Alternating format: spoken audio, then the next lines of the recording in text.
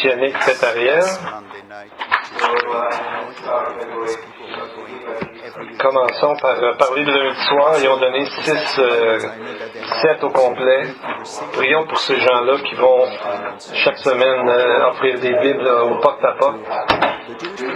Et ils ont des grands moments de conversation avec ces gens-là pour leur amener la parole de Dieu. Vous savez, il y a beaucoup de Juifs à Montréal.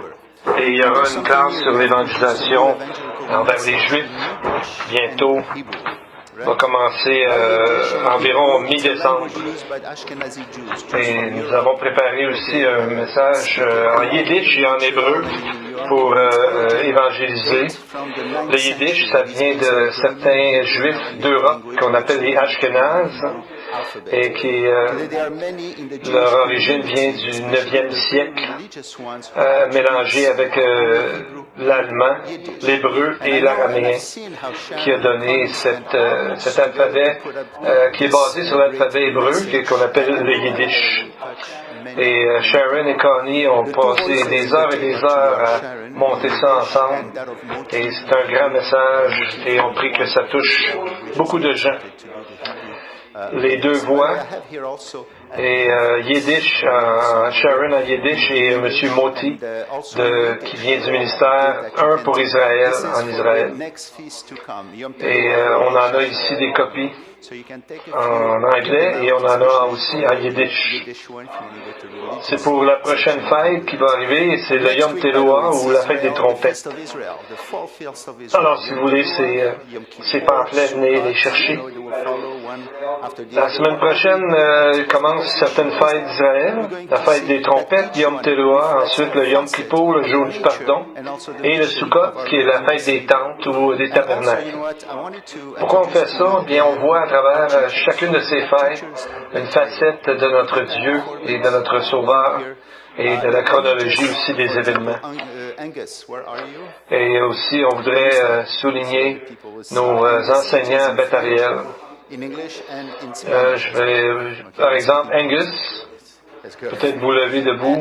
Angus parle français, anglais et espagnol. Ici, on parle en langue en réalité.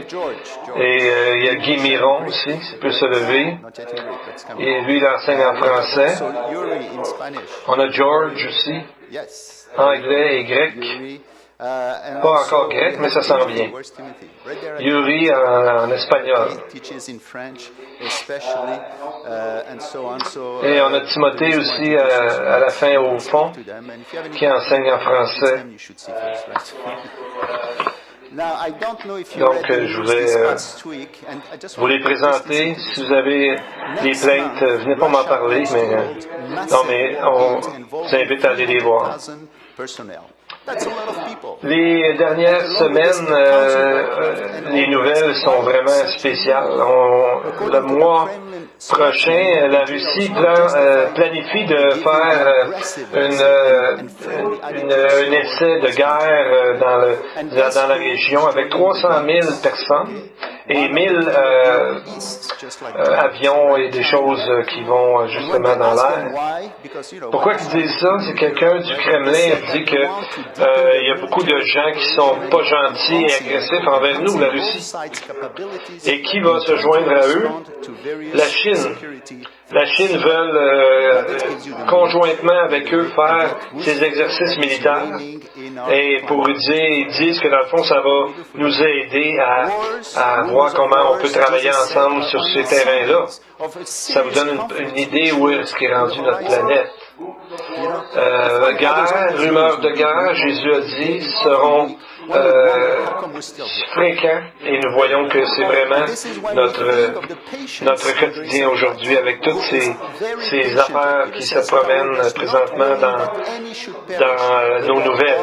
Et c'est là qu'on voit la patience et la grâce de Dieu parce que comme Pierre nous dit qu'il use de patience envers nous, ne voulant qu'aucun périsse, mais voulant que tous arrivent à la repentance. On voit que notre monde tient sur la corde raide, tient sur pas beaucoup. Mais merci à Dieu que beaucoup aujourd'hui entendent encore la parole de Dieu et sont sauvés. Oui, on l'entend, même si on entend beaucoup plus de mauvaises nouvelles.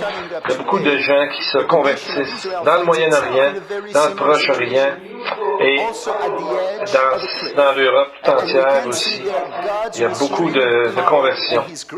Et on voit que dans le temps de ce livre que nous avons étudié ce matin dans 1 Samuel, se retrouvait aussi dans la même situation, au bout du rouleau, comme on pourrait dire, et pourtant, Dieu, c'est là qu'il va intervenir. Nous allons voir dans le premier Samuel. Je suis vraiment content de commencer un nouveau livre de la Bible. Je suis constamment surpris de toute la grandeur et la grande puissance qu'il y a dans la parole de Dieu. C'est comme, on l'a déjà lu, mais quand on la regarde en détail, on voit une richesse incroyable qu'il y a dans les mots du Seigneur. Un peu comme quand David disait dans le psaume 119, le plus long chapitre de la Bible, il a dit au verset 162, « Je me réjouis de ta parole, comme celui qui trouve un grand butin. » Donc on voit que le livre de Samuel, c'est là qu'on voit que la vie de Samuel, on la voit dans le livre. On voit comment Dieu a fait des tribus d'Israël une grande nation. Et ce n'est pas seulement au sujet de David, mais encore plus fantastique, c'est qu'il prépare la venue du roi. Le vrai roi Jésus qui est dans la lignée de Juda. Donc Dieu prépare notre salut depuis le tout début, depuis la fondation du monde, que la parole de Dieu nous dit. Et nous allons voir ici une femme de haut niveau, de grande qualité spirituelle, Anna. Donc on voit que dans la ligne des sacrificateurs, tout le monde était très corrompu. Et pour que Dieu fasse une œuvre, il a choisi cette femme pour amener à justement le dernier des rois de cette lignée, comme il avait été prophétisé, qui est Jésus, le Messie, le roi des rois. Donc on voit que Dieu est souverain malgré la confusion qui grandit ou qui règne dans le monde présentement. Donc on voit qu'Israël est au point le plus bas de sa condition spirituelle. Et on voit que, en fait, la première, le début vraiment de 1 Samuel se trouve à la fin, dans le fond, des juges. Et pourtant, si nous retournons encore plus avant, au début du livre des juges, nous dit qui de nous montera le premier contre les Cananéens pour les attaquer. L'Éternel répondit, Juda montera. Voici, j'ai livré le pays entre ses mains. Mais il n'y avait personne dans Juda à ce moment-là qui était prêt à écouter et à agir selon la parole de l'Éternel. Et c'est pour ça qu'on voit souvent dans le livre des juges, plusieurs fois il est écrit, et à ce moment-là, il n'y avait aucun roi en Israël. Donc on voit que à ce moment-là, après tous les compromis et les péchés qu'il y avait depuis leur entrée dans le pays de la terre promise, ils sont arrivés à un point terrible où plus rien ne fonctionnait. Et c'est là que Dieu commence à montrer qu'il est en action. Donc, on voit qu'il y avait beaucoup de chaos en Israël à ce moment-là. On apprend que Samuel était juste un petit peu plus vieux que Samson, le juge. Et ils étaient des contemporains, mais on voit que Dieu savait que ça ne fonctionnerait pas avec les juges, donc il préparait déjà la lignée pour en arriver à David et ultimement à Jésus, le Messie. Et c'est là que Dieu a commencé à préparer son salut. Le dernier mot du livre de Ruth et le mot David. Donc on voit que David, dans le livre de Samuel, sera oint comme roi sur Israël, et c'est à partir de ce moment-là que la lignée de Juda en amènera le salut, le roi. Là, je ne sais pas ce qui se passe.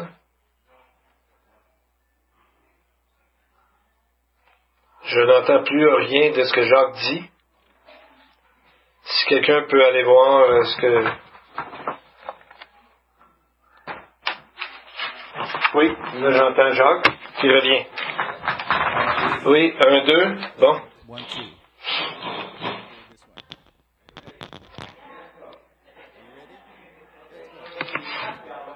J'ai presque pas de son, je vais essayer de faire le mieux avec ce que j'ai. OK. Et quand Dieu arrive en action de façon puissante. Vous savez, le nom de Dieu, le nom de son alliance, qui parle de lui, son nom propre.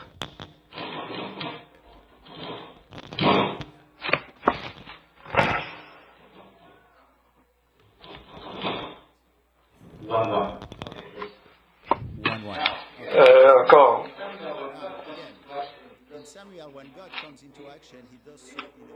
Le nom du Seigneur, hein? Le nom qui parle de lui, son nom propre, comme on disait. C'est Yud He Vav Y H V H, qu'on prononce aujourd'hui Jéhovah. Il est mentionné 23 fois dans le seul chapitre 1 de Samuel.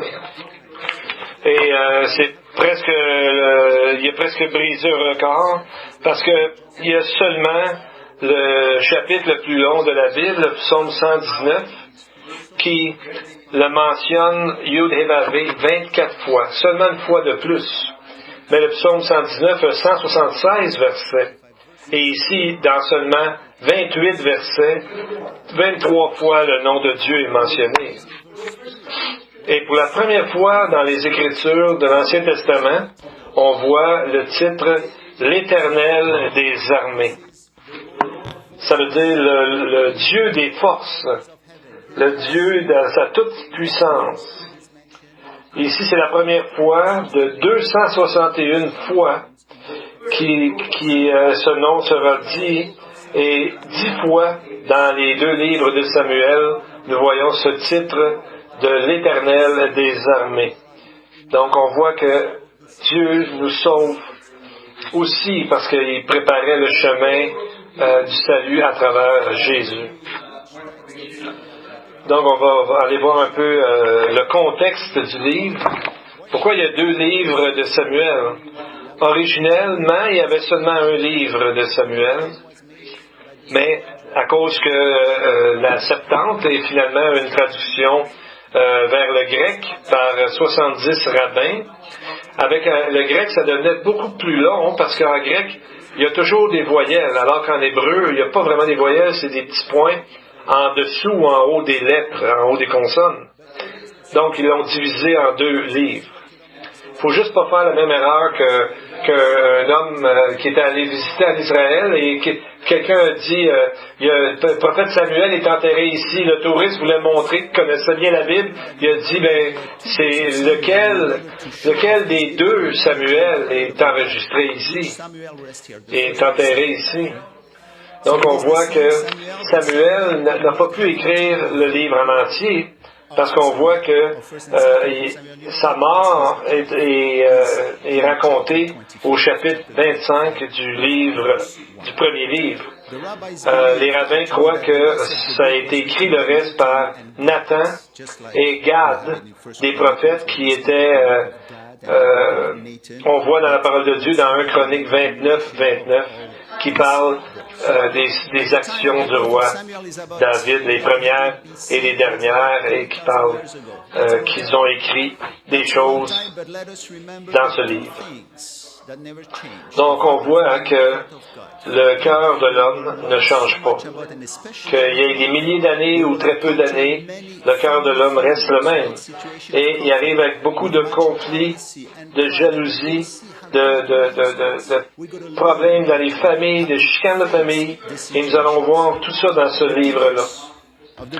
Et le verset clé de ce livre peut être trouvé dans, justement, 15-22.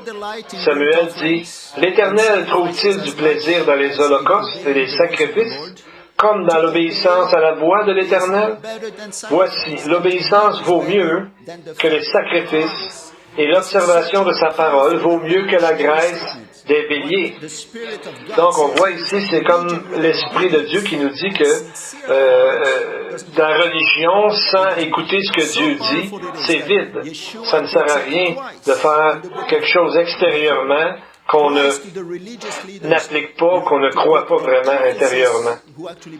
Donc, et c'est pour ça que dans les gens qui rencontraient Jésus parlaient souvent de la loi, et Jésus leur disait, au-delà de la loi, il y a votre cœur. Il y a ce que votre cœur fait derrière ses actions pour accomplir la loi, pour faire la loi que Dieu vous a donnée. Donc, on voit que dans ce livre-ci aussi, on voit des histoires qui se sont retrouvées dans les arts. David et Goliath, par exemple, ou la sorcière de Endor qui a fait revenir, finalement, on va voir, qui a été confronté à Samuel alors qu'il était mort. Et nous allons voir le début de ce magnifique livre commence comme ça. Il y avait un homme de Ramathaïm Tsophim, de la montagne d'Éphraïm, nommé Elkana, fils de Jéroham, fils d'Élihu, fils de Tohu, fils de Tsuf, Éphratien. Donc, le livre commence par le mot, on l'a pas en français, mais c'est comme maintenant. Donc, c'est une conjonction entre deux chapitres, finalement, qui fait rapport au passé, comme si ça disait maintenant, il va avoir, suite à tout ça, un roi sur Israël. Parce que Elkana sera le père de Samuel, qui, le premier, oindra un roi sur Israël, et qui plus tard oindra David de la lignée de Juda. Donc, on voit que c'est au moment d'une difficulté dans l'histoire que Israël a eue, que la 4e génération, il y a eu une bénédiction, mais après avoir eu 4 générations de malédiction, parce qu'il a été écrit que Dieu maudirait finalement 4 générations, mais après ça que sa grâce s'appliquerait. Et c'est pour là qu'à ce moment-là, que dans la 4e génération, Dieu annonce que dans la 4e génération, le peuple reviendra là, parce que le peuple des Amalécites n'est pas encore à son compte. Donc on voit ici qu'entre Abraham et Samuel, il y a 1000 ans. Dans le fond, il y a 2 sets de 2 générations. Il y a comme 4 générations entre ces 2 hommes. Et justement, entre Abraham et le premier à justement oindre un roi sur Israël. Donc on voit aussi dans les noms, quand on voit le début qui dit qu'il y avait un homme de Ramathaïm. Ramathaïm veut dire d'être haut et élevé, qui vient du pluriel de Rama, qui veut dire une montagne très très très haute. Zophim veut dire de déborder, comme le miel déborde on voit ça dans le livre des Proverbes. De bénir, d'éclairer. Et le 3e mot, le zouf, et c'est peut-être ce que le prêtre avait comme possession dans les montagnes d'Éphraïm. Donc Ramathaïm parle d'une double hauteur d'exaltation et de fruits. Et Éphraïm veut dire doublement de fruits qui est créé par ça.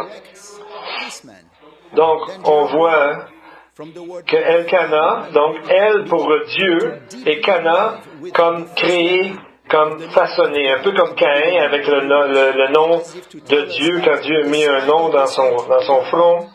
Et c'est la première fois que Dieu prend et dirige la vie d'un homme. Et cette fois, Jéroham et Raham veut dire vient de la première lettre du nom de Dieu. Et quand on met tous ces noms-là ensemble, Jéroham, Raham, Elihu, et Théou et tout ça, si on lisait le premier verset au complet, ça pourrait donner quelque chose comme ça si on appliquait littéralement toutes les traductions des noms. Alors vint un certain homme, double hauteur d'exaltation de la montagne, doublement rempli de fruits, d'où coule le lait, le miel. Son nom est Dieu façonnera, créera le fils de celui qui aime profondément, fils de celui qui est mon Dieu, fils de celui qui est humble, fils avec qui coulera le miel dans un pays doublement fructueux. Donc on voit la richesse dans seulement l'introduction de ce chapitre avec tous ces noms-là. Et chaque nom est important dans la parole de Dieu aussi. Donc, on voit que la première lettre parle de Elkana. On voit tout de suite au verset 2 comment est le contexte précis. Il avait 2 femmes. Donc, tout de suite, c'est quelque chose qui est décourageant parce que normalement, c'est pas la volonté de Dieu d'avoir 2 femmes. Donc c'est comme si le texte qui commence toujours par V quelque chose, ça veut dire que là il va arriver quelque chose d'important à regarder. Et chaque fois dans la Bible qu'un homme a 2 femmes ou plus, il y a toujours des problèmes qui arrivent parce que c'est une désobéissance à la base de ce que Dieu veut. Donc on voit que tout de suite ça nous donne une image qui va avoir beaucoup de conflits. Et Anna, on voit que c'est une femme de grâce et une femme de grande qualité qui est au niveau spirituel face à Dieu. Donc on voit que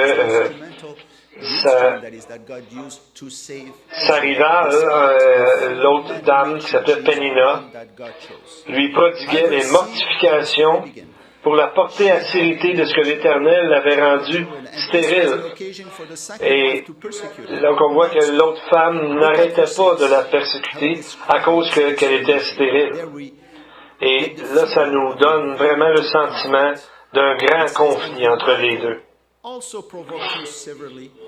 Donc, on voit que le Seigneur a permis ça justement pour faire sortir de cette femme et Samuel qui deviendra grand devant l'Éternel. Donc, on peut déjà voir un type du Messie dans la personne d'Anna qui, au début, a été grandement persécuté dans leur endroit où ils étaient. Et à la fin, les deux sauvent Israël, parce qu'à la fin, Anna devient la seule individu par laquelle Dieu peut à nouveau bénir son peuple. Et c'est la même chose, donc on voit avec Jésus, qui commence dans les difficultés, mais qui bénit le peuple entier. Donc, on voit que on va voir la semaine prochaine ou dans les semaines à venir sur le texte de Samuel, le cantique de Anna, et on voit que la prière de Marie, lorsque l'ange Gabriel vient lui annoncer ça, ça ressemble beaucoup. Donc, peut-être que Marie connaissait beaucoup le texte de Anna dans sa prière. Et ce qu'on peut se demander, c'est où était Elkana pendant tous ces conflits dans sa maison? Qu'est-ce qu'il faisait? Donc, on voit que plusieurs rabbins, dans leurs commentaires, l'aiment beaucoup Elkana, ils trouvent que c'est un bon gars. Et ils essayent de le justifier tout le long du texte. Pourtant, lorsque, par exemple, on voit qu'il y avait 2 femmes, ils ont dit, c'est parce que c'est un peu comme pour Abraham. Il devait avoir une autre femme pour accomplir la promesse, pour avoir un enfant. C'est vraiment pas de bonne raison. Isaac n'a pas pris une autre femme quand sa femme Rebecca était stérile. Manoah, le père de Samson, non plus n'a pas pris une autre femme. Zacharie, le père de Jean le Baptiste, n'a pas marié une autre femme. Ces hommes ont été fidèles. Ils ont demeuré avec leurs femmes en prière, et jusqu'à temps que leur prière soit répondue. Et nous allons voir au verset 3 que cet homme, Elkanah, montait toujours sacrifié à l'Éternel. Chaque année, cet homme montait de sa ville à Silo pour se prosterner devant l'Éternel des armées et lui offrir des sacrifices. Là se trouvaient les deux fils d'Élie, Hophni et Phinéas, sacrificateurs de l'Éternel. Donc, on voit qu'il allait, festival après festival, aux fêtes d'Israël. Donc, on voit qu'il allait de jour en jour, donc plusieurs jours chaque année, où le Targum traduit ce lit de festival en festival. Donc, il y avait au moins 3 fêtes dans lesquelles tous les Israélites devaient aller au tabernacle, et Elkanah était le genre à ne pas en manquer une. Donc, il était un homme religieux. Mais on voit que dans ce que sa vie était, il était religieux, mais par contre, il ne s'occupait pas des problèmes de sa propre famille.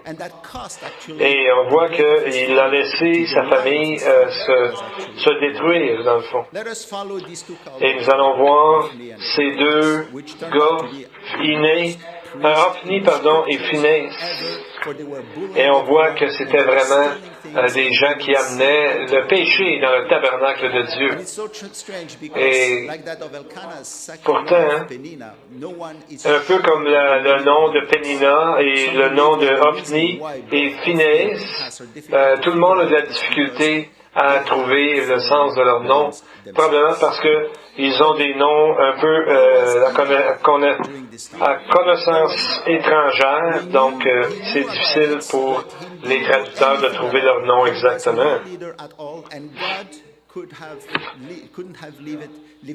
Donc, on voit que Dieu ne pouvait pas laisser le sort d'Israël entre les mains de tel homme, Élie, le père, ni Hophni, ni Phinéas, qui étaient les sacrificateurs.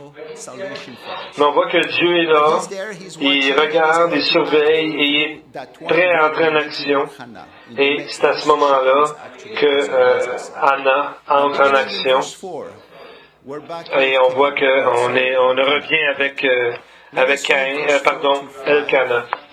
Lisons les versets 4 et 5 qui nous amènent au temple durant la fête d'Israël. Le jour où Elkanah offrait son sacrifice, il donnait des portions à Pénina, sa femme, et à tous les fils et à toutes les filles qu'il avait d'elle. Mais il donnait à Anne une portion double, car il aimait Anne, que l'Éternel avait rendue stérile. Plusieurs dans le judaïsme rabbinique disent que cette fête est la fête des trompettes. Et eux autres, aujourd'hui, l'appellent Rosh Hashanah, qui vont célébrer la semaine prochaine.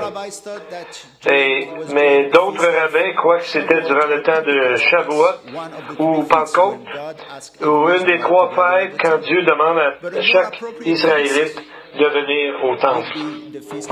On peut penser que ça pourrait être la fête des pains sans levain, parce que ici aussi, chacun devait venir et amener leur premier-né au Seigneur.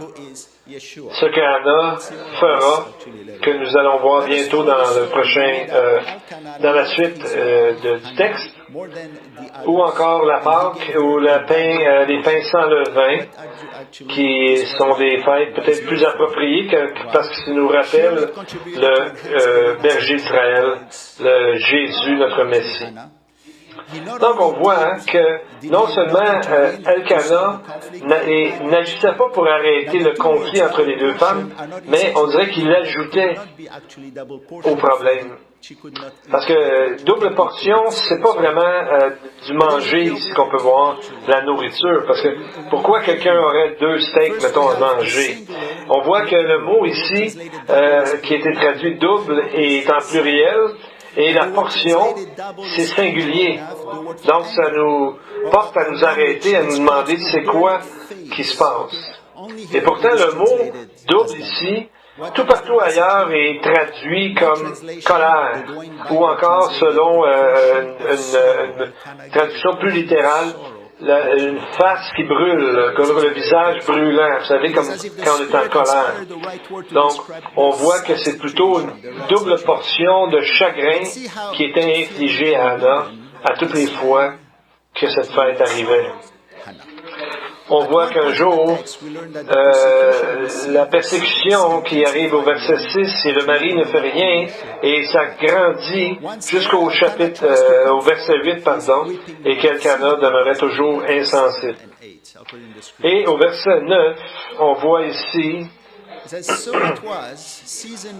que Anna montait au temple de l'Éternel et Pénina la provoquait. Et à ce moment-là, le mari dit à Anna, pourquoi tu pleures? Et pourquoi ton cœur est-il si triste? Est-ce que je ne suis pas pour toi comme 10 fils? Je pense il comprend mal quelque chose. Il ne peut pas être l'équivalent de 10 fils. Peut-être parce que le chiffre 10 veut dire, mais les deux mains, finalement, 5 plus 5, vient une complétude et qu'après, il arrive autre chose. Donc, c'est pas, mais on voit que c'est un homme qui avait vraiment pas à cœur de régler la situation, mais il empirait la situation. Vous vous rappelez ce que Pierre dit au sujet de prendre soin de nos femmes? Pierre nous dit de faire attention à nos femmes comme étant de vases plus faibles, voulant dire de connaître la femme, de comprendre et d'amener à ce que ses besoins émotifs aussi soient remplis. Et on voit aussi la façon que c'est écrit en hébreu. Certains rabbins ont dit que quand ils disaient qu'ils parlaient de 10 fils, ne suis-je pas moi plus que 10 fils? Il n'emploie pas le nom je habituel en hébreu qui est Ani, mais il emploie le mot Anoki qui est un mot que souvent Dieu emploie, comme quand Dieu dit, donne les 10 tables de la loi, il dit que je suis ton Dieu, l'Éternel. Donc c'est le mot Anoki. Donc on voit que ce qu'il disait est une chose. Il prenait dans le fond la place de Dieu, et je vous dis, aucun homme ne peut prendre la place de Dieu pour une femme, et on ne doit pas baser nos relations sur ça, parce que Dieu est Dieu, et l'homme est un homme. Donc, au verset 9, c'est là que nous allons voir le début d'une grande chose, c'est que Anna se leva. Donc on voit c'est le début d'une grande histoire, parce que malgré le grand chaos à l'extérieur, elle s'en va directement à Dieu, à qui elle prie, et c'est après cette prière que Dieu répond et que Dieu se met complètement en action et qu'il arrive des choses merveilleuses, miraculeuses. C'est comme si Dieu attendait que certaines personnes prient et agissent afin qu'ils puissent se mettre en action. Donc on voit qu'il dit que quand le problème est arrivé, elle s'est levée et elle a prié. Donc on voit que il y a toujours un but que la souffrance dans la vie d'un chrétien, il y a toujours un but. Je me souviens d'un évangéliste qui s'appelait Philippe Mélenchon du 16e siècle, qui avait peur de perdre ses anxiétés et ses problèmes. Il disait, si jamais je perdais mes anxiétés, je perdrais une grande raison de prier. Parce que quand les choses vont mal, c'est là que ça nous pousse à être plus dévoués, à être plus pieux. Alors, les meilleurs des consolations que je peux avoir, c'est suite à des problèmes insurmontables que je suis obligé de m'adresser à mon Dieu pour m'entendre et agir dans mes situations. Nous allons voir bientôt, dans le chapitre 2, cette grande prière pour Anna, et nous allons voir qu'elle avait une grande foi dans cette histoire. Donc le fils qu'elle voulait toujours avoir, lorsqu'elle amène sa prière, elle l'offre à Dieu. Vous en rappelez ce que Jésus a dit?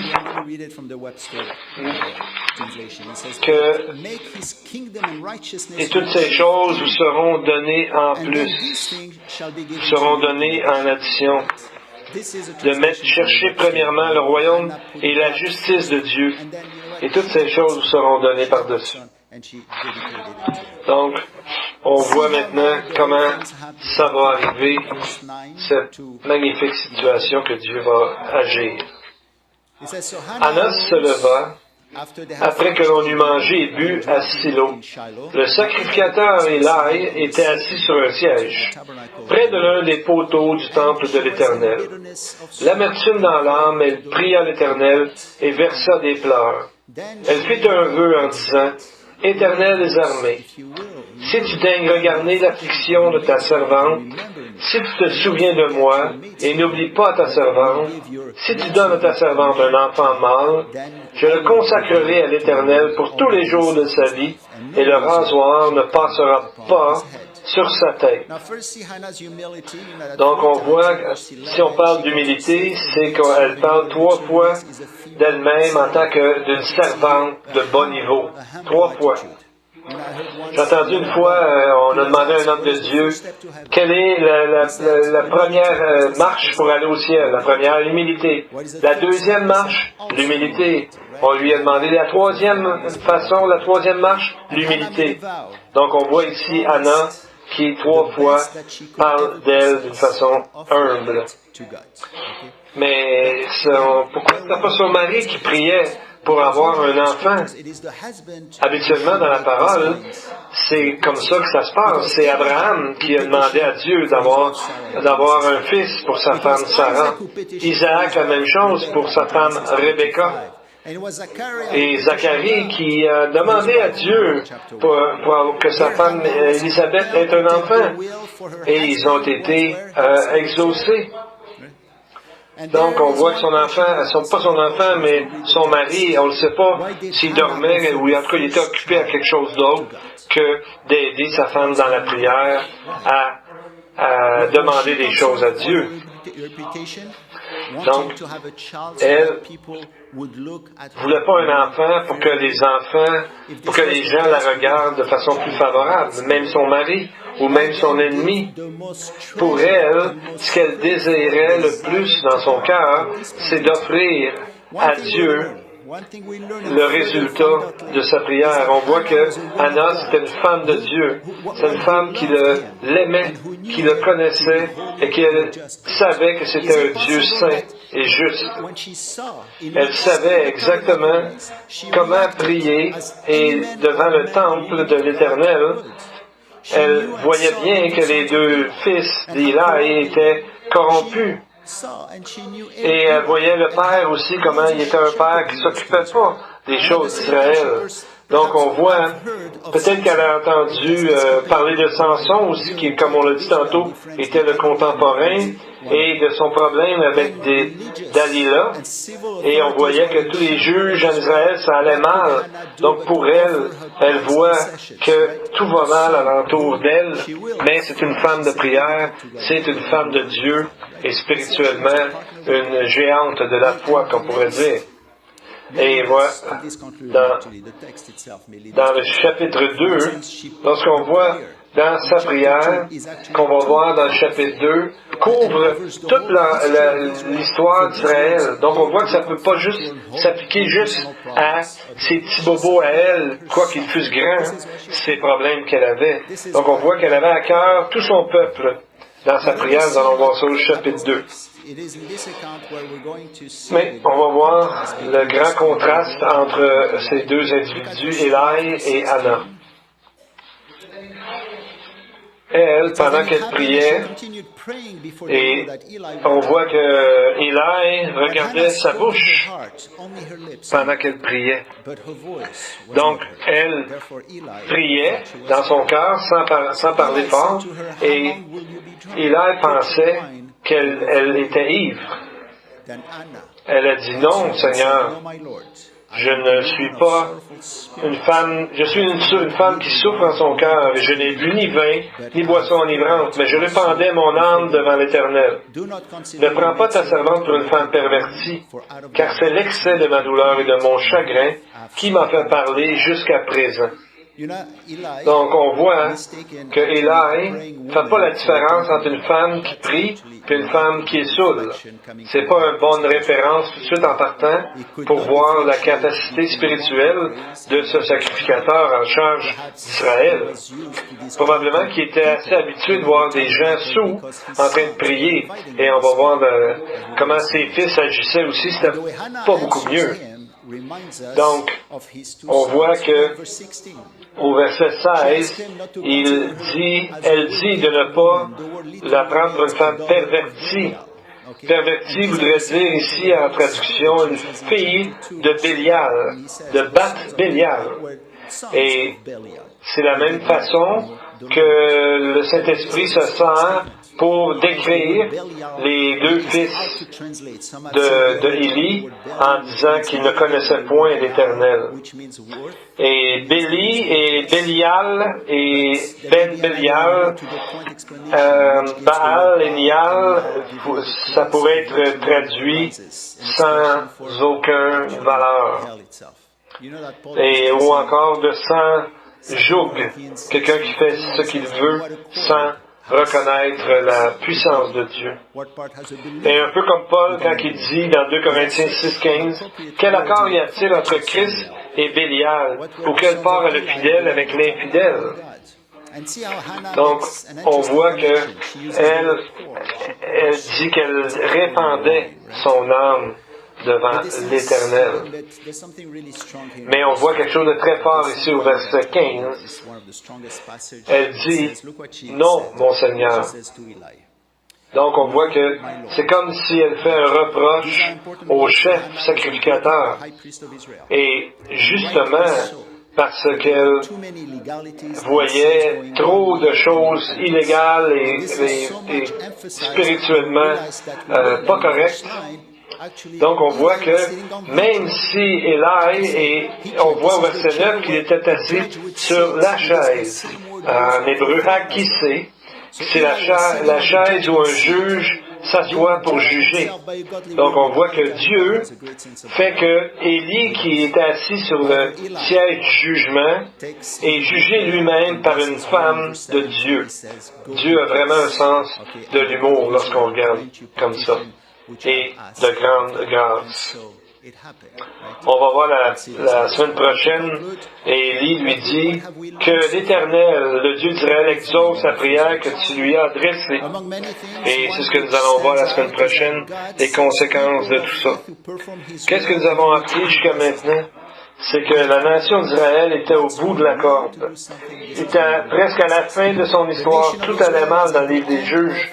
Après 13 juges, on est rendu avec 4 hommes de la tribu de Lévi, Elkana, Élie, Ophni, Phinéas, et tout ça mène nulle part, mène vraiment négatif à la corruption. Et à ce moment-là, Anna s'est levée et elle a prié. Et c'est à ce moment-là que Dieu a choisi une femme pour accomplir son dessein, pour que Samuel naisse et en arrive à bénir, à oindre son roi qui amènerait sa promesse jusqu'à Jésus, notre Messie. Il y a tellement de choses dans ces passages que nous allons voir plus amplement la semaine prochaine. Prions. Père Céleste, Avinu Malkeinu, aujourd'hui nous proclamons ton nom, le nom du Seigneur. Tu es glorieux. Tu es notre rocher et tes œuvres sont parfaites. Tout ce que tu fais est juste et droit. Tu es fidèle et tu ne fais aucun mal. Combien juste et droit es-tu? Ton amour sans fin pour ceux qui te craignent est semblable à la hauteur des cieux au-dessus de la terre. Nous avons vu ta présence aujourd'hui dans ta parole, combien tu es patient, ne voulant qu'aucun périsse, combien tu as aimé Anna et combien tu aimes ton peuple. Seigneur, nous sommes ton héritage et notre espoir. Merci, Père, pour ton amour, ta compassion. Que Dieu fasse luire sa face sur vous, que Dieu vous bénisse et vous donne la paix. Amen. Amen. May the Lord bless you all.